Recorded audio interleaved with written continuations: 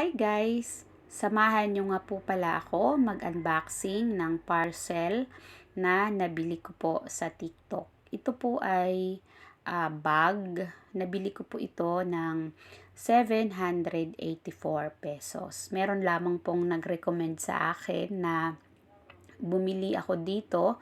Sinendan po niya ako ng link. Ayan, thank you so much po Ma'am Mena sa pag-recommend po sa akin dito sa pagbili po ng bag na ito.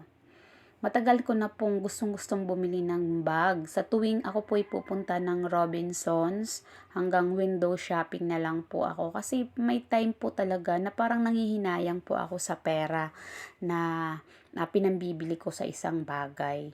At minsan, pagdating sa bahay, nagsisisi po ako, kaya hanggang window shopping na lamang po ako. At ngayon naman po, natuloy na din po talaga yung pagbili ko ng bag. Kasi meron po akong ginagamit na sling bag. Yun po kasi favorite ko kasi parang madali po siyang gamitin sa lahat ng okasyon.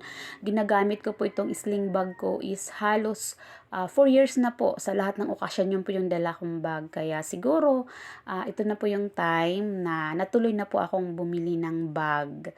Kaya thank you Lord sa blessing. Sabi nga po, lagi po tayong magpapasalamat. Ito man po ay maliit na bagay lamang po.